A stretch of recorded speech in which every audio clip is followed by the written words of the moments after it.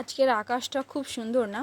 প্রকৃতি খুব সুন্দরই হয়, সবসময় প্রকৃতি সুন্দর হয়। মানুষ হচ্ছে যে মানুষ দেখায় ওপর দিয়ে সুন্দর, কিন্তু ভেতরে মোটেও না। একটা কথা কি জানো, হঠাৎ করে না বড়লোক হওয়া যায়, কিন্তু হঠাৎ করে ভদ্রলোক হওয়া যায় না। ভদ্রলোক হলো পারিবারিক শিক্ষা। যাই হোক, এসব কিছু বলা আমার সাজে না, নাহলে বলবো বাবা মেয়ের বড় বড় কথা। কচু শাক সিদ্ধ করে নেওয়া, এর মধ্যে আছে পেঁয়াজ, রসুন, লঙ্কা আর আদা কুচানো। এইদিকে কড়াইতে তেল দিয়ে দিয়েছি, এইবার পেঁয়াজ রসুনগুলো দিয়ে দেবো। একটু লাল লাল করে একটু ভাজা হয়ে যাবে, ব্রাউন কালার মতো, তখন এর মধ্যে হলুদ আর লবণ দিয়ে দেবো।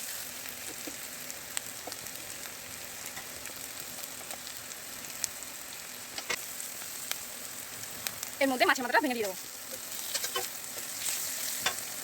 পেঁয়াজ রসুন মাছের মাথাটা যখন ভালো করে হয়ে যাবে ভাজা, তখন কচু শাকটা দিয়ে দেবো, কচুটা দিয়ে দেবো।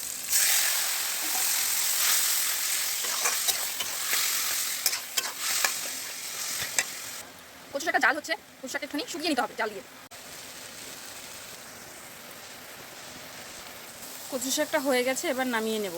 পুরো শুকিয়ে গেছে দেখুন।